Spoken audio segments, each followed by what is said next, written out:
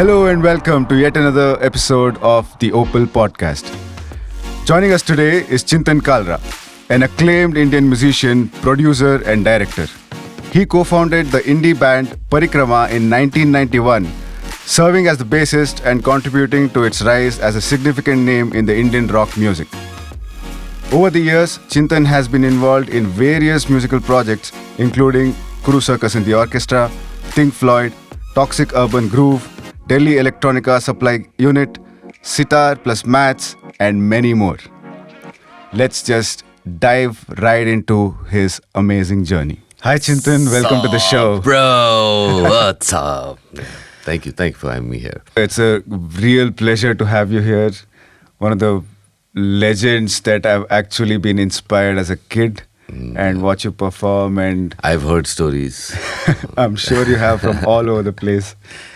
So let's just dive right in and begin with your very start of your musical journey. How, where, and when did you get into music? I don't know. I kind of was I was born into it, or like kind of it just was it was just a natural thing. And as from the earliest times, I know as a young kid, Right. I would just pick up things from the kitchen and start banging on them, and I would take a rubber band, and I would love the sound of a rubber band. And later on, I realized there's a rubber band bass patch as well. And so yeah, it came very naturally. So I started really young, and I just started making my own instruments, building my own instruments till Wow. I could convince my parents to kind of get me an instrument. And then at some point, I just picked it up, and I would just gravitate towards any music. And somehow it was never about recorded music. It was always about people playing an instrument. Like I would go to these jagrans, like Delhi had Okay. these old jagrans, and they would be Okay. these keyboard players and Yeah. going on all night. And earliest memories were these jagrans of my family. Anyway, so before I knew it, I had picked up a guitar, I had picked up percussions, and then I remember this one book that my dad used to have. Okay. And so he had been to Europe, and he Okay. had traveled, and he's a puppeteer and theatre wow. person. And he had traveled, and he had this book called, it was called the Musical Instruments of the World. Wow. It was like a 10-pager book, like a slim book, Okay. and it had these 10 pages of string instruments, wind instruments, brass instruments, percussions, like all the kinds of various instruments that are there. And that kind of Okay. like got me started. And Wow. that's where I realized that, there are so many kinds of things that you can use to make That you can instruments. And then dabble at with. some point, I came across Led Zeppelin, and I came across John Paul Jones, and I found out that back in the day when we had like very limited internet, I found out that John Paul Jones could play 10 instruments, and I was like, 10? Whoa! Like the kid in me used to go like, whoa, he can play 10 instruments, I can't even play one. And like, yeah, so that was like, yeah, so that was my journey. Like I have just been tinkering with anything that makes a sound. Sounds awesome. Yeah, and till date, that's what I do. Yep. Yeah. How old were you when you came across the book? I think really young, man. This is, I think, class 1 or 2 Wow. and stuff. And since then, I had was this in the penchant 80s, is ever it? to, 90s, 80s, yeah, 80s. you're right.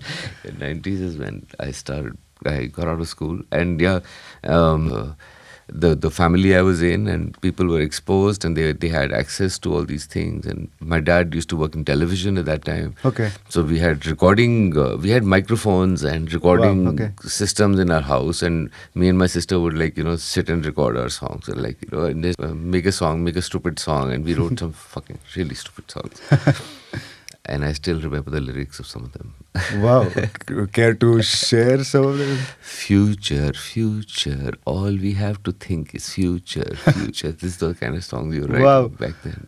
And this was like in class 1 or 2? Or Yeah, 3, 4 maybe by that Wow. time. And yeah. That's so it really, amazing. yeah. So and we had a pseudo band as well. Wow. So brother and sister band. And, It sounds fun, actually. oh, it used to be fun. So that was the basic playground, and then Right. and like we were discussing like the journey, and suddenly I found myself. So we were in the last year of school, and Okay. uh, my classmate and a good friend, Okay. he suggested that, these guys are just getting together. I know these other friends of ours, Okay. who were not my friends, but they are Okay. my batchmates and my Got classmates, it. and they're getting together and they're putting together so they're just rehearsing, I don't know, something like, Right. let's go and see the rehearsal. Right. And I went to that rehearsal, and it turned out to be Nitin and Subir, who I knew from school, and Right. and a bunch of people who I didn't know, and they Right. said, "Oh, we're making a band," and the bass player never turned up that day. So Subir asked me, he was my senior from school. He said, "तेरे को Right. bass बजाना आता है, guitar बजाना आता है, तो bass बजा लेगा?" बजा लूँगा, क्या problem है? So okay, so that's how kind of like it took off, and Wow. then yeah. That's a very... I before I knew it, I was a traveling musician. Wow. That's amazing. Yeah. So the guitar was essentially the first instrument that you picked up? Or? Yeah, pretty much. I think the television had to do a lot of Influencing. had played a big part in that, in the sense that you would see these cool people on TV playing Right. guitar, and they always look so cool. Right. And somehow the kid in me, even then, back then, knew that these guys are faking it. Like, what they're playing and how their fingers are moving is not matching. Like, I could figure it out as a kid. And Right. I said, "Ye galat hai." Funny story there is that I can't be educated. I can't be schooled. Like, I have a problem. Like, Okay. I'm one of those Okay. troubled children. So my sister wanted to learn music, and Right. she wanted to learn the guitar, Okay. and somehow she was able to convince our parents that she has to do these music classes, and Right. I couldn't be bothered, and I was Right. the avara bacha and whatever, like playing cricket or whatever, so gully boy, Right. always out in the street, Right. and so my duty was to take my sister to the music classes. Okay. So while she was learning her guitar, I would be sitting outside and I'm like just doodling. Right. That's how I picked up the guitar. I never went to the guitar school, and she dropped out after 2 months. And by that time, I had picked up like all the tunes that she was supposed to, and Wow, and okay. from there, like, yeah, the guitar, yes, and the flute. There used to be this. I was, I think, in class 5, class 6 at some Okay. point, and I would hear this flute playing in the Right. evenings, in the night. Right. One guy practicing flute and playing some beautiful flute melodies, and I was like, Right. "Mummy, I want to meet this person." My Right. mom actually took me to meet this guy, and he used to live in this lane right across. And we would hear him playing in the night, and he turned out to be this All India Radio flautist. Okay. And he would play the flute, and so he kind of like gave me a few pointers. I can't teach you, I'm not the teacher kind, or whatever, but okay. like whatever. And that's where I picked up the first bansuri. Wow, And okay. it was actually the In first class thing. 5? In class 5, 6. Class And then, like I said, I was playing. I was guitar. making drums out of kitchen utensils. Right. So drums, I think percussions was very early. Right. And then I picked up this book that my dad had got, Right. and then it showed me the world of all the instruments. Right. And at some point I realized that the instrument is just helping you speak the language of music, and the Right. language of music is very simple, and it's it's common across all instruments. Right, And like since universal. then, I was never scared, and like now Awesome. give me any instrument, I'm just like, Yeah, it'll give me we just saw you 30 seconds. before setting up the podcast. You were dabbling with all the instruments there is. Yeah, and yeah. No, I'm friends with them. Like I'm most That's so most awesome. at home with musical instruments. Awesome. And I'm married into a family that is one of the oldest families dealing in musical instruments. Wow.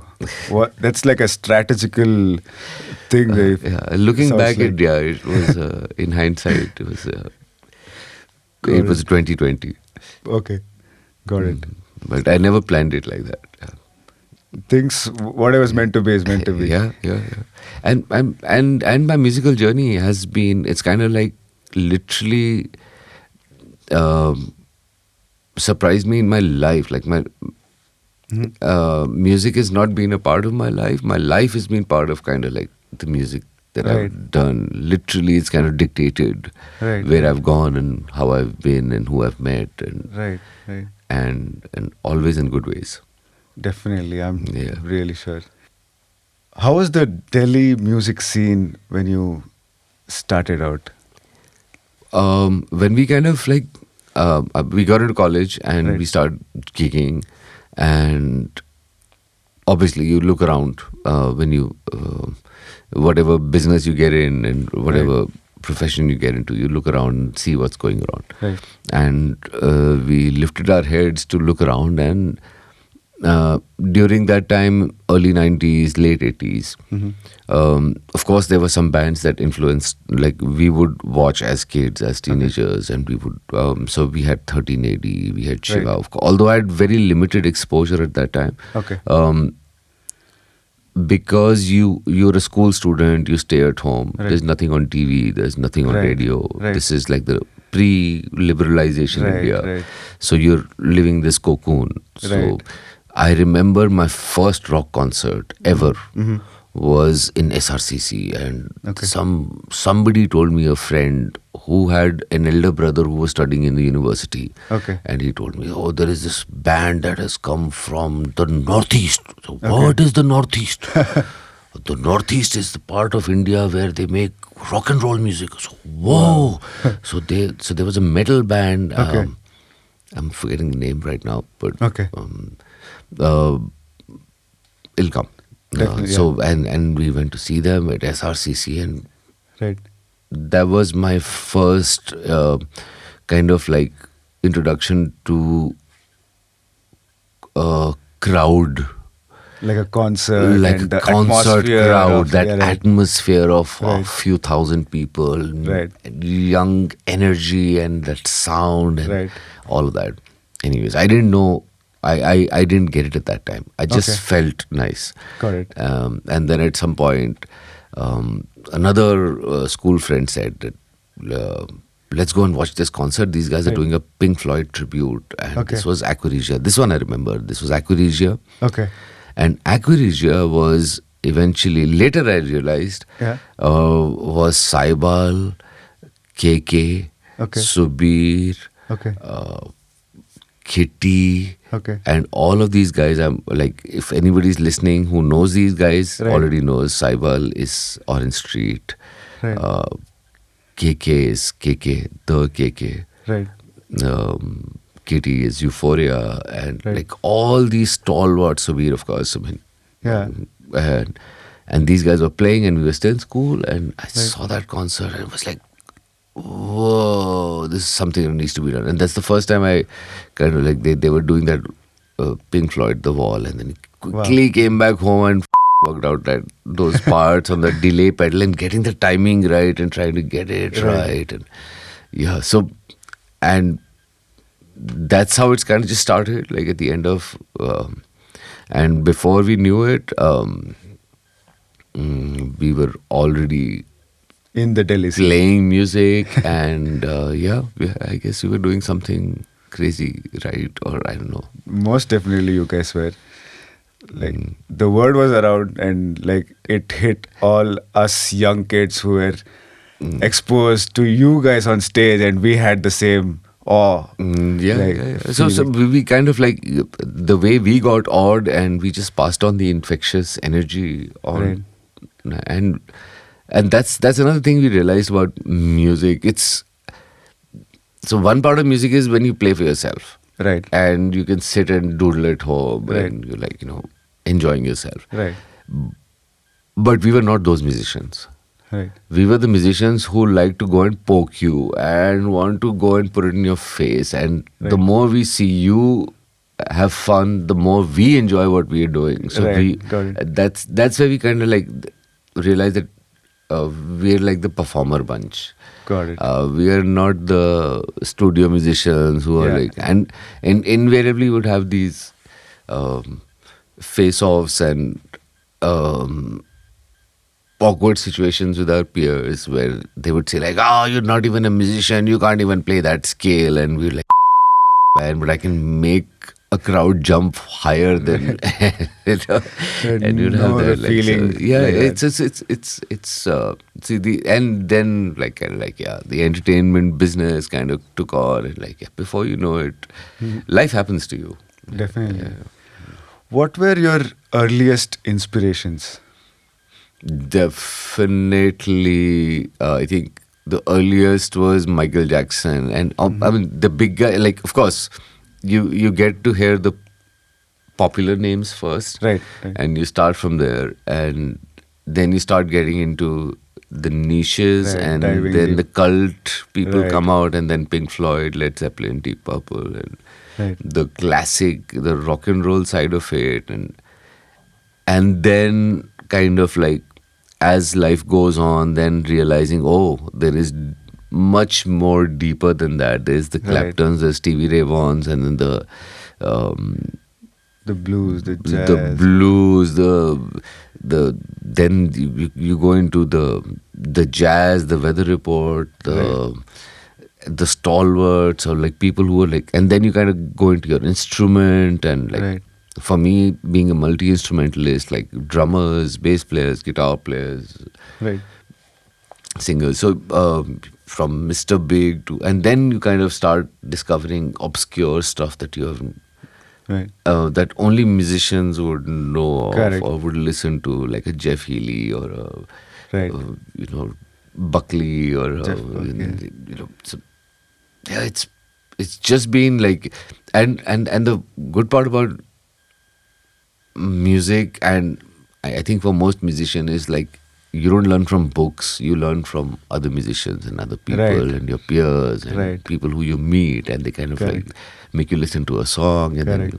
you say, "Whoa, I've never heard this," and like till now, I mean, and actually now that job is done by Spotify and Yeah. YouTube Music, Now and it's a they whole other suggest you, world. there are lots of elder brothers, but a lot of our music was influenced by what our elder brothers, cousins, sisters, and those people were listening to, including Wham. Actually, I would definitely say a big part of my influence has been even the film music, the Hindi film music. Okay.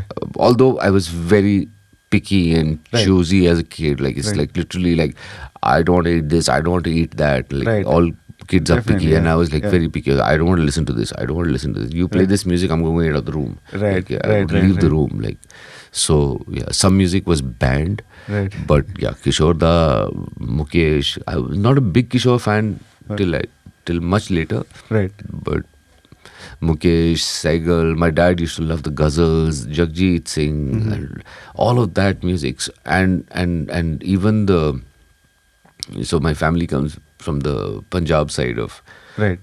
so that music is obviously ingrained. Like Right. it's in my DNA. I can't help that. Right. So some of that, like in the sense of early Punjabi pop, which was coming out of UK at that time. This Okay. is like late 80s, Hira, and there were these tapes used to come out. Okay. And we didn't know how or why, but we would dance to them. Like Wow. you It's play just that the tape and emotion, you'd yeah. feel like dancing. Like, and that's the kind. All that music's inspired us to be who we are today. What are your earliest recollections of being on a stage? Class 1. You were on the stage in class I 1? was in class 1. And I was in a television studio when I was like probably a few months old. And I was in a radio What? studio when I was a few years old. Thanks to my dad being in the industry. But then my personal stage moments used to be like I was so desperate to get on stage that we used to have a school choir, and the school choir we also had a band apart from the school choir. The school choir would sing the morning whatever. So that was your first band, basically. So that was kind of like the first stage was getting up with the choir and Got it. But I never made it to the choir, because I was not that good a singer, and you had to be a perfect pitch. Right. They were and you needed 10 of them, and there were enough people in our class, in our school. Yeah. So we used to have these music festivals, inter-school music festivals. Brother Bergens, Celesta, and a few of these. Delhi had a bustling inter-school music competition business.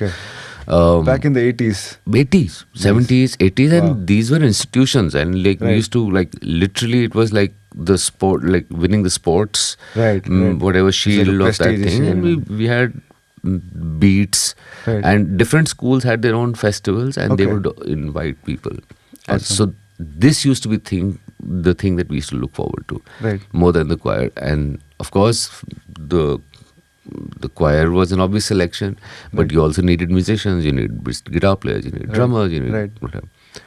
And I didn't fit anywhere. I didn't know anything.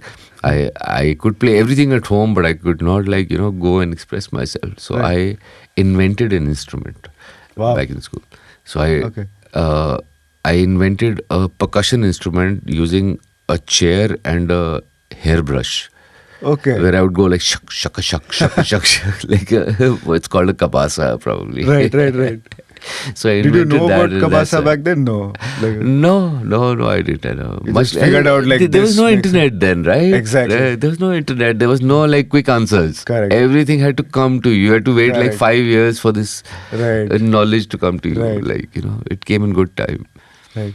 But that's how I started, and yeah, like I said, for me, music is a language that I speak and I understand. It's not an instrument. It's not a tool. It's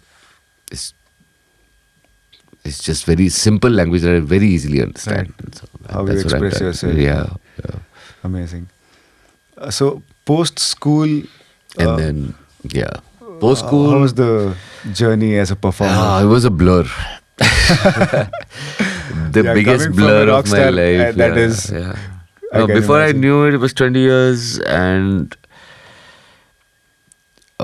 it's this can go on for this will be a really long podcast if we go into that. I'm sure if we go into that, yeah. But coming from that time where we kind of got into the scene, and you had to kind of where you booked concerts, and you had to go and play commercial music, and you had to play tunes that people knew. And so the only other musicians that we knew of when we became musicians, and this is in college, and we hadn't even turned professional then. We were just doing it for the fun of it. And we loved playing, and we wanted to play the music we listened to at home. That was the biggest trip. This is what I listen to, this is what I'm going to play. Whatever. I don't care what you listen to. But invariably, you had hotel bands, you had wedding bands, you had Bollywood bands. And then you had these few rock bands, the Indiscreet, 1380, Shivas, whatever. And so when we jumped in, that was our only option. And like I said, we decided no. Of course, we would do covers these concerts where we would play covers and we'd play these standard tunes. But we would also play covers that we liked. And for a long time, it was nobody even thought about writing a song. It didn't strike us. Never. And why do you want? There is music. Yeah. You pick up a tune and you play it. I mean, like Right. that question never struck our mind Right. till RSJ came along, and Right. and we were talking about this whole community called GigPad last Uh-huh. night, and those 90s, mid 90s, Right. the internet was just kind of coming into India. 1997 is when Right. we made our first website, Wow. Okay. Parikrama's website, Okay. and that's also a funny story. Okay. That site happened. Uh-huh. Parikrama was the first Indian band to go online. Right. Like that's what self-proclaimed thing. But it you was, know. I think. Kind of like, and when we first Indian band to put our music online for free. Forget Right. it. Nobody Right. else did that. So we had Real Audio. There used to be a format called Real Audio Oh. back then. And that was so if you had to stream audio, Uh-huh. there was no MP3. Right. So it was RA or there was one more format at that time. Okay. So either you had the wave format, like Right. the full-fledged. There was no streaming format. Real Okay. Audio used to be. Okay. So we were the first band to put out our stuff in. Okay. But that site came about because Yeah. this guy contacted us from one student from IIT Delhi Okay. that I'm developing. I'm a IIT student. I'm an engineer. Blah, whatever. And I want to do your website. Okay. What is a website? So, okay, whatever it is, do it. Right. So, and this gentleman is somebody called Vijay Shekhar Sharma, Okay. VSS as we knew him back Okay. then, and he used to own a company called 198. Okay. Then his company was called 198 at that time. Yeah. Now he. So- Wow. I just got So goosebumps. there is this funny story. I haven't looked it up, but I'm pretty sure it's the same Vijay Shekhar Sharma from IIT Delhi. Right. Anyway, so we had this website, and then so it's just kind of like one Came thing led to the together, other. yeah. Before you know it, you were following your interest, Right. but the big, I think the most fortunate part was that we didn't have pressure from our families as such. Of course, I mean, everybody said, okay, clean yourself up, Right. cut your hair, get your act together, get a job. Mhm. But nobody like literally really came after Right. in either of us. And some of us, yes, some of us kind of like from the original people who kind of got together. And so there are so many stories. Right. I can't possibly go into all of them. But Right. then once we got together, and then the first few years are very volatile. Like when Right. you kind of get together, and it was all by chance. We just like happened to be together in the same room at some Right. point Right. for some reason. Right. And then some people had to make the choice of following their careers, joining a. So Prashant from our initial lineup, then Prashant left, then Rahul kind of like they went to study MBA, and they're both doing amazingly well. Okay. I am sure they're missing music a lot, but Yeah. and then you we kinda can't have like, best of both worlds. Like. yeah, and some of us stuck around, and some of us are like, I was lucky because I was never given any pressure. Like, Awesome. When did you know that music is what you want to do all life, like as a profession? I still don't know. I don't think that's. But This is something I do. right. I Have you ever done anything else? yeah. This is not something like especially performing music is not something that pays my bills. I mean, Right. I've always you- been in like we've always like this was a very old, very early realization that if you want to keep your art free, you have to keep it free of encumbrances of like making a living out of it, or art has to be for art's sake.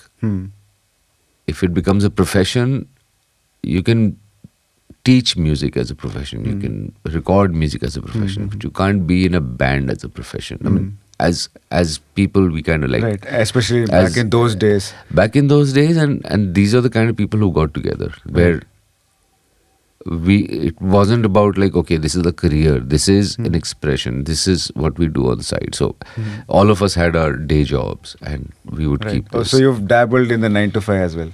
Oh yeah. Okay. I've worked in a television channel. I've Wow. worked in various places, and very soon I realized that I can't be employed because Your interests are somewhere. I can't land up on time anywhere. So yeah, that kind of. So I've been like an entrepreneur, and like I've been. I've got my own a studio business, my Right. music business. I've Right. been dabbling in filmmaking and video editing. I've been a video editor for the longest time, actually. Wow, okay. I learned editing, video editing on those old Betacam. Wow. In fact, Umatic tapes. Okay. I can. I used to. This is also 90s or This is earlier than that? 90s. Yeah, 90s. Nice. And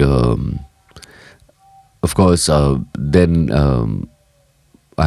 I was helping the band develop the website and Okay. whatever, and then we used to do T-shirt prints, and it's like kind of you learn on the job, like Right. doing things like designing T-shirts for the band taught me Photoshop designing, or Right. actually it taught me Illustrator and Right. vector art and Right. designing websites for the band or the projects that Right. we used to do. Taught me HTML, and I picked Right. up CSS and kind of got into the tech side of things. Right. So I love computers in a sense that Awesome. Okay. two things I knew when I was in school, like I wanted a guitar and I wanted a computer. So, and this is again 80s. Right. And thankfully, again, my cousins and my elders, people around me, Right. some of them had access to computers, and I was really fascinated by them. Right. And I didn't know at that time. And for the longest part of my life, like from late 80s till about maybe the 2010s or some 20, 30 years, there was no connection. The music and the computers never met. Right, The right. computers was like Correct, what I worked on, and then music was the guitar or whatever, the Correct. drums or the instruments I played on. Correct. And I never got into music production at any level. So I would do video production, I would do shoots, I would like get out with TV crews, I would do live events, and Right. and at some point I realized I kind of like questioned myself, like, why am I not producing music? So, and we set up this first music studio. I set up a music label with Okay. this friend. And, Okay. When was this? Mummy Which Daddy years? Records. This Okay. is 2005-ish, Okay. 6-ish, somewhere. Mummy Daddy Records. Mummy Daddy Okay. Records. Is it still there? Or? No, Mummy is still there. So yeah, Amrish, friends of friends, and we kind of got together, and amazing artists. We still talk once in a while, and we did a beautiful album at that time. And so yeah, we were talking about this earlier, and there was no concept of recording or writing anything, writing your song.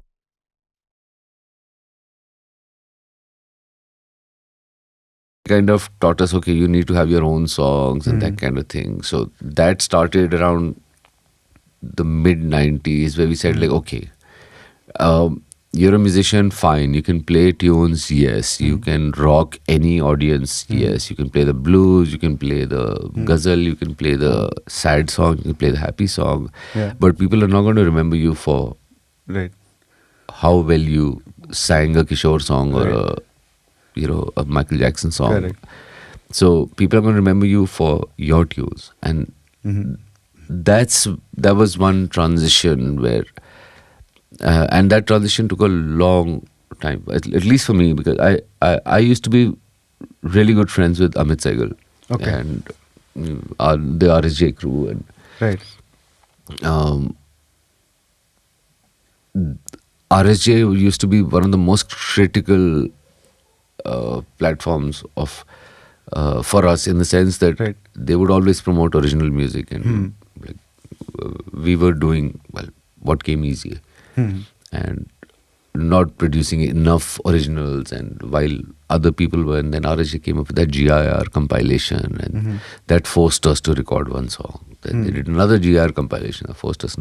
And so that we couldn't. And then much later in life, it became about, okay, what have I written? What have I produced? And what is what are the songs that I want to leave behind? Or Right. what is it that what is my music? Right. What am I known for? Right. And there was this whole period in the middle of tribute bands and cover bands. Correct. That's another journey. Correct. It's another chapter. But this chapter of writing our own songs, and so that kind of led me to Mummy Daddy Records. And Okay.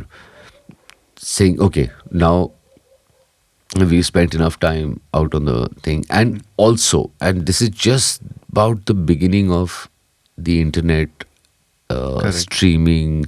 Napster had been around.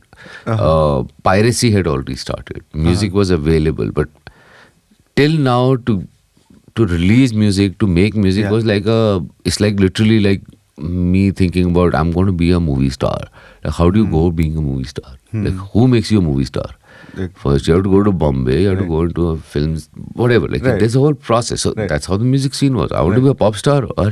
There were all these gatekeepers sitting there, all these labels and the T-Series and the Magna Sounds and the Universal Music. How, like, and anybody can make a tape. You can go and make 5 tapes, 10 tapes. That's what we also used to do. Like, make 10 tapes, make 10 CDs and just go and hand it out to friends. But how do you get into the scene? So that hadn't happened. So around this time, mid 2000s, is when the internet started. Like, MySpace was happening, and YouTube had started coming around, and suddenly there was this whole avenue for, if you were creating content, you could put it out there. And so that was my first dabbling with a music label, and then I went on into Composing. various experiments, composing. Mostly, I tried, for me personally, I tried to stay away from commercial music as much as possible. Commercial music in the sense jingles and mainstream commercial pop music. But as a producer, of course, I mean, later on, then I set up my own studio.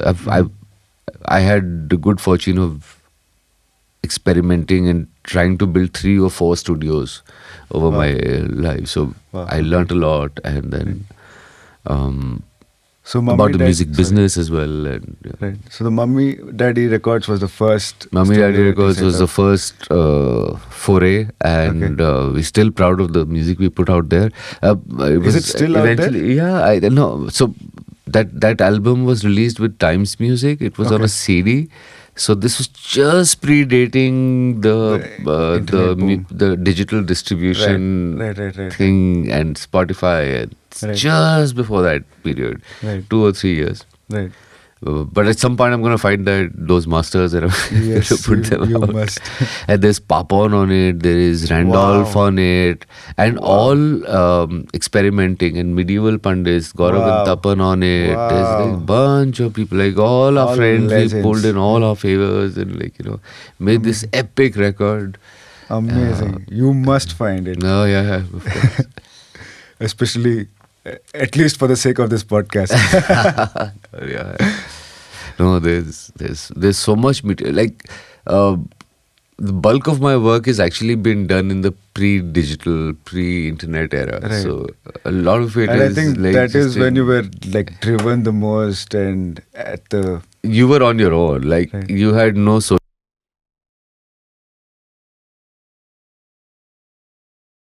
Okay, like How many now followers I and- kind of depend on it a lot, like in the sense that a few likes do help kind of like get you up and okay, maybe let me get back to the studio, maybe there's 2 people listening, let me go back and make another song. Right, So, that makes a difference. Yes. it does. Did you have any contribution to Parikrama's music in composition? All of it, whether they give me the credit or not, but yeah, all the songs, everything. So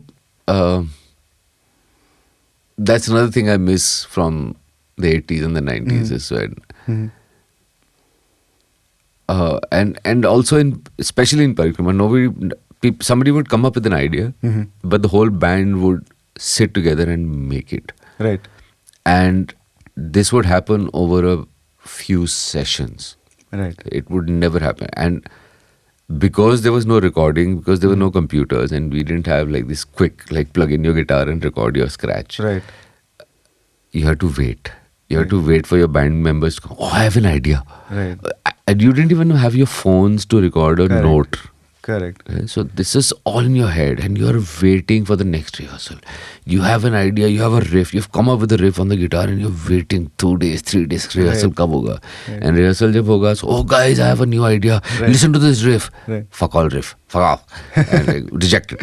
And then once in a while you would come up with a riff, and the whole band would go like, yeah, that's nice. Right. Now let's pursue it. And that's when and then within few hours or like, and you would come up with like a basic structure. And Right. so that's how songs used to come up back then. And yeah, all of them, from That's Till I'm amazing. No Again to Butter Train. And then even in terms of lyrics, we would co-write, and we would like, okay, let's change that line from there. And it was a very open kind of thing. And Right. it's very different from what happens today. Right. Correct. Especially even when I work with a lot of individual artists, of course, in that case it makes sense. But even with bands, a guy will come, he will already have done the chords. These are the Right. chords, these are the things, this is it. I've already recorded it. I want you to play this. Right. And Exactly. that's when a band member tells you, fuck off. We don't do it like that. I'm going to do exactly the opposite of what you want to do. So, yeah. Did you have any other projects going on along with Parikrama? Oh, yes. For a long time, it was Pretty much. just like keeping us too busy. Right. And at some point, because of the friendships and the people you got to know, and you were traveling so much, and you knew other musicians, and so invariably other musicians kind of like started calling on you. Initially, it started with filling in like Sessions or sessions right. kind of thing. Okay, my bass player can't come. Can you Right. come? Whatever, Correct. that kind of thing. So I would play with Silk Route and Wow. these boys, and again they became friends. Or Right. then at some point these little side projects started coming up, Northeast Express or something, and another friend who wants to put something together, that started happening. And at some point I realized that I loved reggae. One of my cousins kind of like got me hooked onto reggae. We went on a trip to a jungle safari to Corbett. Okay. And throughout the thing, Right. my cousin who lives in America, he listened to a lot of reggae and rap, and Right. then he played me Bob Marley, and I was like, I've heard this before. Yeah, I know Bob Marley. No. You listen. So for that 8-hour, 10-hour journey, and we listened to Bob Marley, and I realized that shit, I love reggae, and I made a reggae band. So Wow. So I started a reggae band, and we did. When was this? This is 2009. 10. Okay.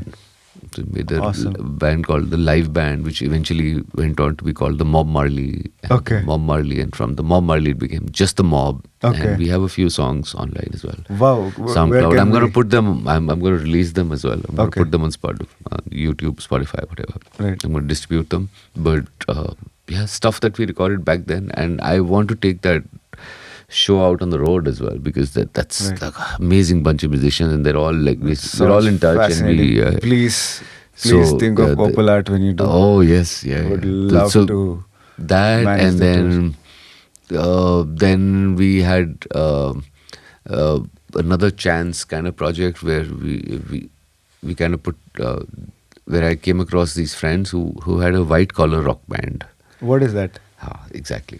So a white collar rock band is basically all musicians who had to give up music and go and get jobs, day Right, jobs, right. and at some point they were all working in HCL, and HCL had this huge, beautiful environment and this auditorium at their Okay. Noida campus. Okay. And so some of these guys got together and said they formed a band. They would rehearse it there, and they called it Contraband. Okay.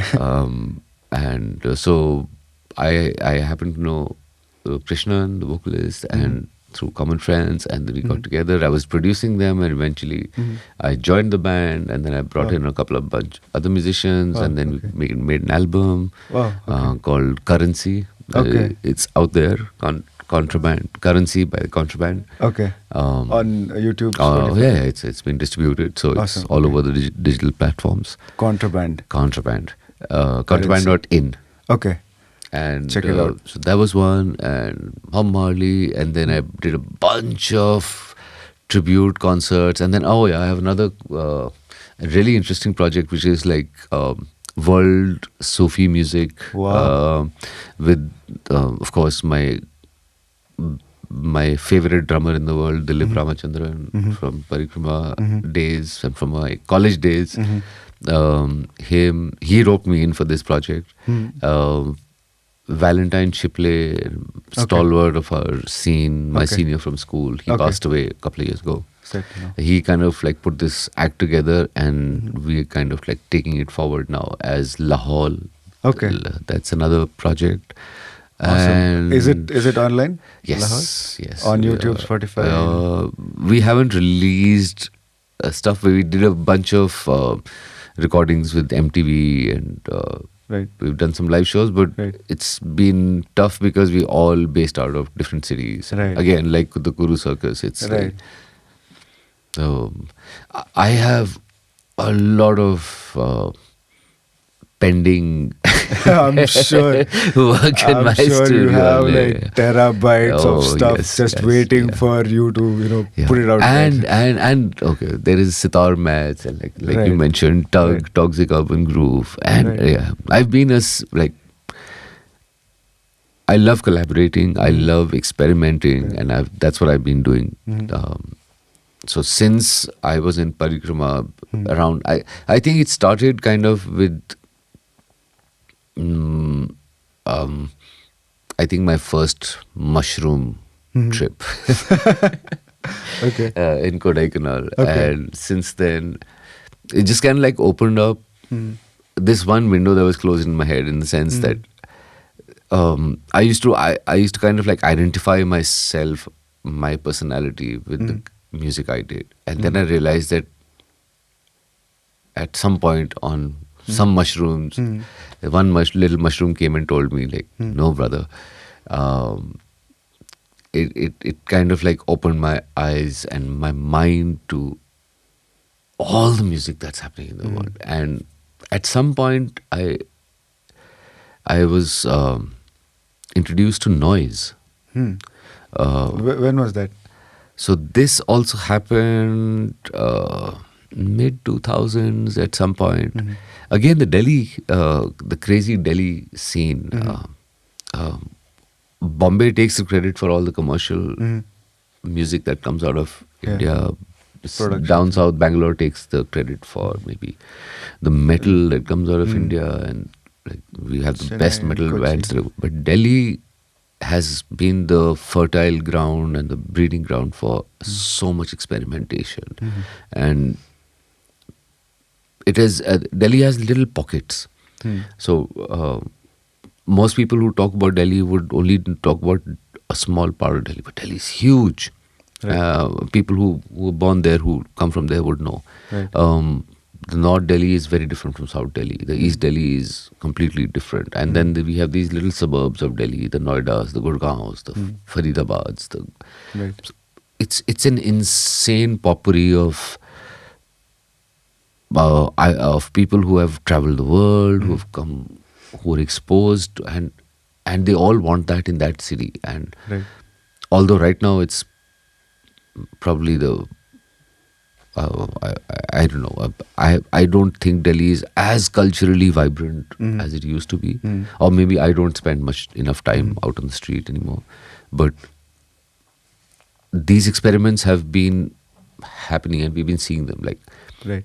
my dad became a puppeteer in Delhi.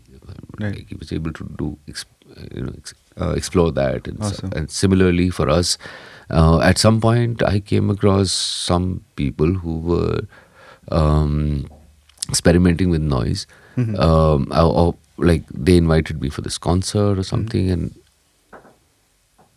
it was again like a little mushroom came and told me. It opened my eyes. Right. Like, and I was like, oh, okay, so this can be done with sound, and it's this.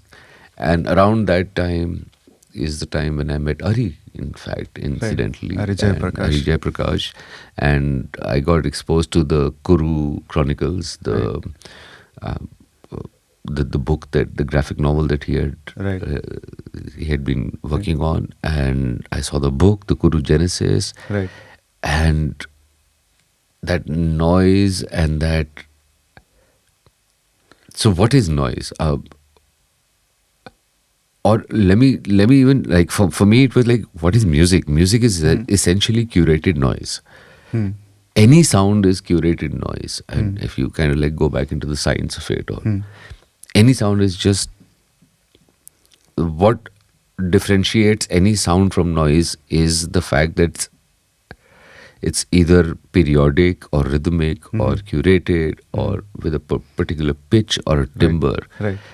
If it doesn't have any of these qualities, it's noise. Just nice. Yeah. But noise carries all these characters, all these characteristics within them, and Right. that kind of became like a fascinating journey for me. And then you kind of realize that you're not the first one to figure this out, and it's been done from time immemorial, and Right. people have been using noise for soundtracks and for psychoacoustic experiments for so it's again just become a form of expression in a sense. So noise is sound, sound is noise, and how do you tame sound? And like, so Correct.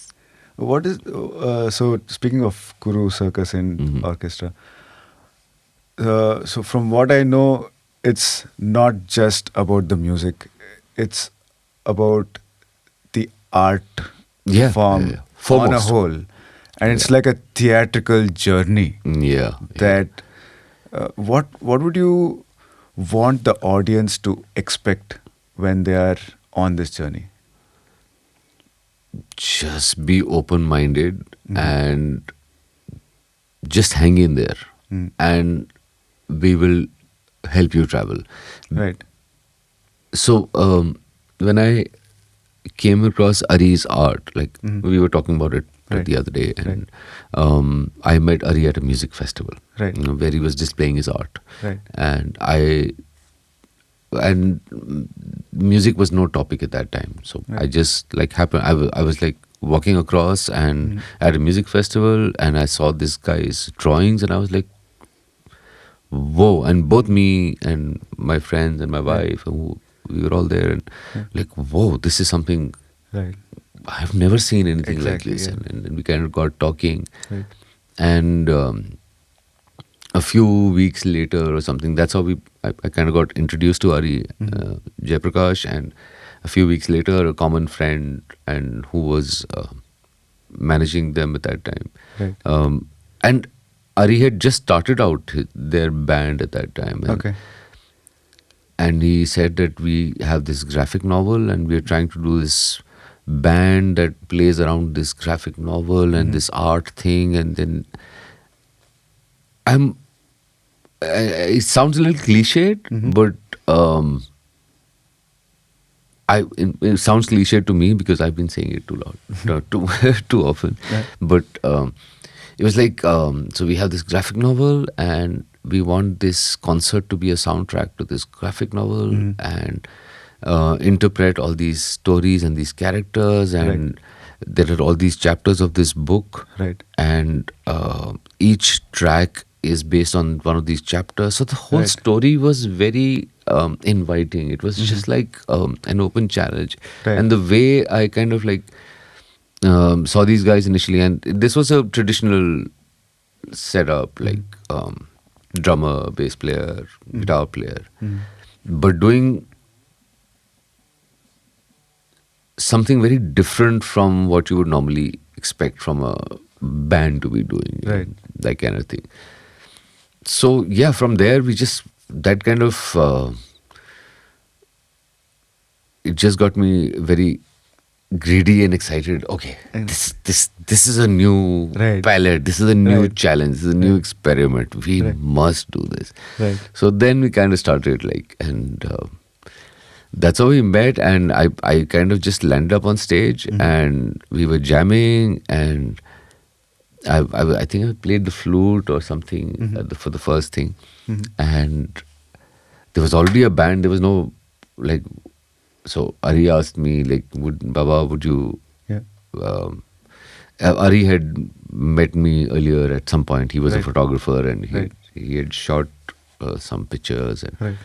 I didn't know that. He told me later, and then Okay. he said like, Baba, would you like to join the band and Right. like we could do something together? So what will I do in the band? Like Right. you have a full band, you have this, you have that. Like no, we'll figure something out and whatever. I said, okay, maybe I can do visuals and yeah, I like your art and stuff. And that's kind of where it started. And around the same time, we had the Sitar and Maths project going and we had Nifunk. And I had started dabbling with computers as a musical instrument, where if I'm playing the guitar, both my hands are busy, I'm playing the guitar. If I'm playing the drums, both my hands are busy, I'm playing the drums. Right. If I'm singing, my mind is occupied, I'm Right. singing. If I'm playing the keys, both my hands are busy. And Right. if I'm playing the computer, I have both my hands busy, but I can play 10 instruments at the same time. Right. And Ableton, this whole software had just kind of come around that time. And it was groundbreaking in the sense that the reason why you hated the studio as a musician was like you had to stop, start, stop, start, press stop, press play, Right. record, play, Right. play. Right. Ableton, you didn't have to do that. Right. It would just keep playing and you would Right. stop, start, loop, Right. throw in things, Right. add effects, do all that Right. while it is still playing. And that was Right. the ground-breaking change, which changed kind of like how music is performed live for DJs, for musicians at that time. And I was very curious to see how it can help a musician. I'd seen DJs use Ableton and I'd seen my electronic music Right. producer friends. I was very keen to try it out on the how it can help us. So we kind of like put together this project where we had 2 laptops and this is way before Ableton Link and whatever. So we had to kind of like literally find open source MIDI programs which could like talk to each other and sync up 2 machines together on the same beat. And open source programs used to. So again, a lot of digging around on the internet. And, Experimentation. and then experimentation, then making sure your sync, and then the sync would drift over a period of time if you didn't have the correct Wi-Fi. Wi-Fi used to be slow. Right. The things wouldn't keep in time. We had to run a LAN cable cables, between yeah. 2 computers to kind of like keep sync. Right. And slowly, so coming from that time, and so all these experiments were happening back in the background. And then the Kuru Circus project came along. Right. And we started, so we realized that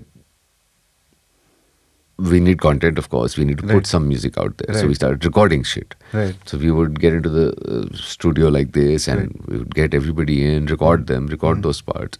And at some point, so that's how the kind of songs developed. And then we kind of like heard them back and we realized that, okay, this works, this doesn't work. And then kept evolving.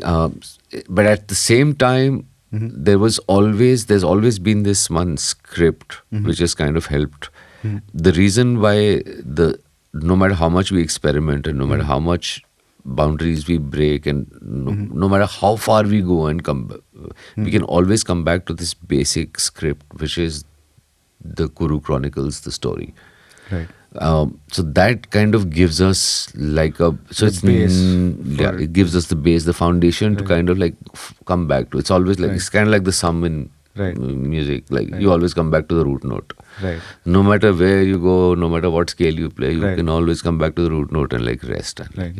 and for an audience, it really works. So Right. that's how we've been experimenting with Awesome. it, and we've gone through so much. That's another journey. Yeah. It's been already like almost Right. like 12, 13 years now, more Right. than a decade. Before we knew it, poof. Right. Time flies when you're having yeah, fun. yeah. So speaking of journeys and the numerous journeys that you've been through in like so many genres and the array of instruments the plethora of instruments that you play and you're comfortable with. Your solo project happens to be a ukulele project. Journey. The moment you said journey, I figured out like getting there. Endless journey is one of my Yes. tracks. Yeah. So yeah, that was again. Like I never knew I was going to be a musician. Mm-hmm. I never knew I would be a bass player. Like it was not part of the plan. Like no kid knows that they're going to be a doctor or a army man or whatever. So, like all these things that happened to me, a ukulele happened to me. A friend of mine had ordered one online from Amazon, and he was traveling or whatever, and he said like, "Oh, I have this ukulele. I'm traveling. I'm not going to be using it. I'll leave it with you." Mm-hmm. I said, "Beautiful. Why say no to a musical instrument?" Right. So he left it with me, and I was playing it, and Right. obviously I had no idea what the ukulele is. Okay. I had just heard. Okay. I had heard that Eddie Vedder had done one ukulele album, and along with this ukulele, he gave me this one MP3 Mm-hmm. album Mm-hmm. of this. I'm forgetting the gentleman's name. Mm-hmm. And I'm listening to this music, and I'm looking at this instrument, and I'm saying, "What, bro?" It's like sounding like he's playing 4 guitars. Mm-hmm. And he's saying he's playing on one ukulele, and this guitar, this string, this little thing has 4 strings. Right. And I'm used to 4, 5, 6, 7, 8. Like, you know, I'm coming from that old school, like, Right. yeah, man, I'm king of strings. Right. And this little ukulele, what can it do? Right. And I heard that album. I was like, whoa, what the hell? How is he getting that sound out of that ukulele? And before I knew it, I was playing it 8 hours a day, 9 hours a day, 10 hours a day compulsively. I couldn't help it. And within the first year, I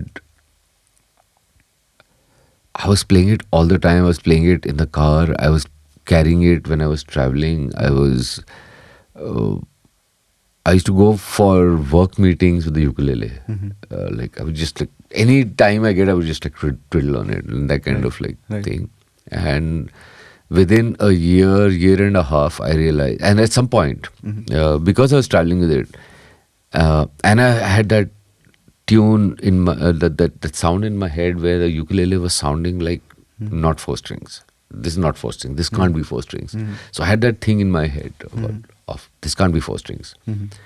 So at some level, that madness and that thing of playing, like I don't remember it, but my friends keep telling me that my wife keeps telling me that I would be driving and I would have a ukulele in my lap, and if there would be a red light, I would stop. And I'd be in a train, I'd be ta ta ta ta ta. I'd be in a flight, I'd be ta ta ta ta ta ta. Like I couldn't help it. Like, and 1.5 years later, this friend of mine.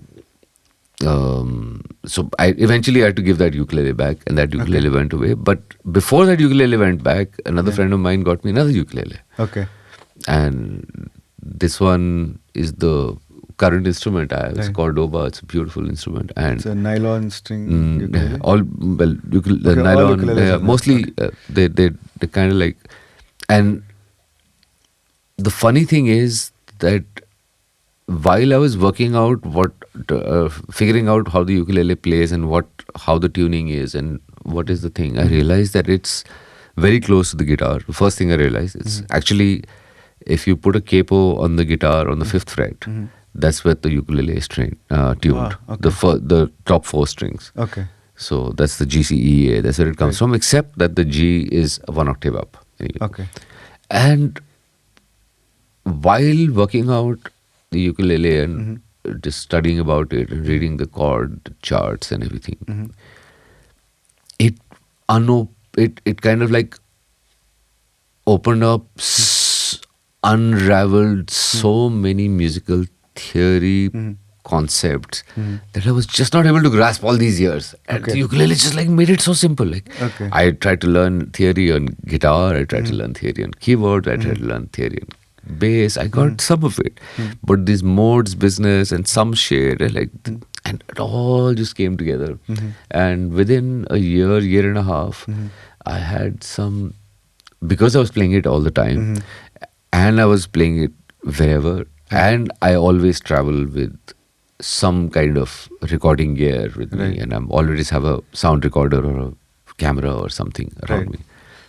I was recording. I realized that I had like an hour of recordings, and that's where the idea of maybe doing an album came. So, maybe these can be songs. And then I started listening back to these recordings, and I realized that, I might have stumbled upon a new sound for the ukulele, because I have not heard this sound anywhere else. And this one kind of like bridges the Indian classical with the folk, with the all my influences, including my rock influences, all my and so I kind of started working on that album, and that album came across, and I finished it, and I mastered it. I got it mastered, and that was 7 years ago. And I just couldn't put it out because I was just not like, I was so scared, like, is it done yet? I was not sure. And anyways, it was a long battle. And then finally, after 5 years of having it ready and like constantly tinkering with it, I kind of put it out. And by the time I've put out the first album, I realized I had 3 albums ready.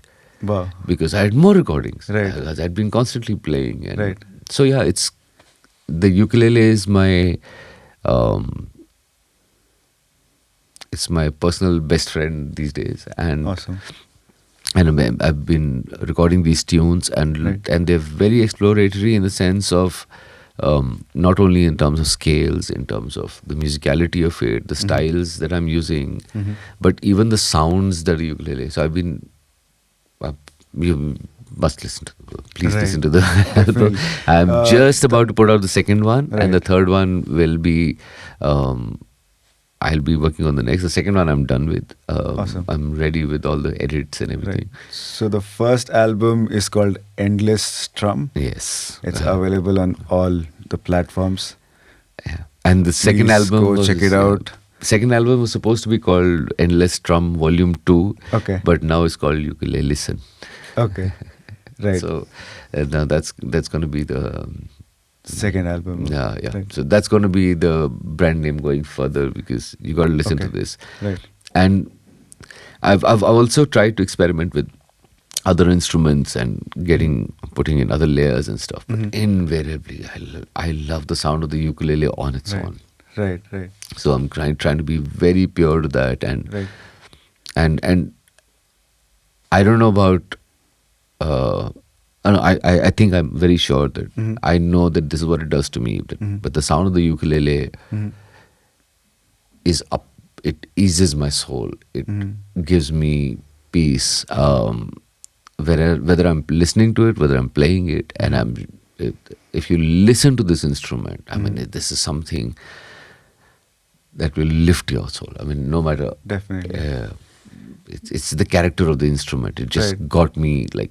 Right. The way it captured my heart, I'm hoping the sound can capture will, a million hearts. Right. Yeah. It definitely will. Cheers. Yes. So with that, I think we are coming to the end of the podcast.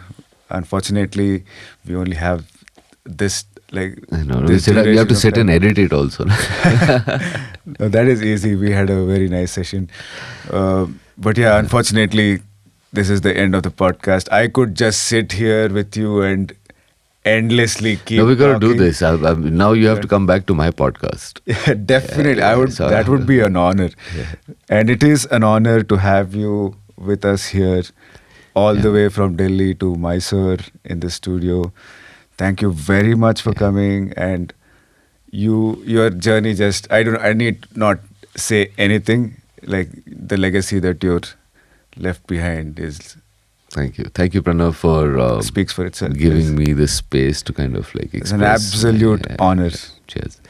And hope to see you soon, man.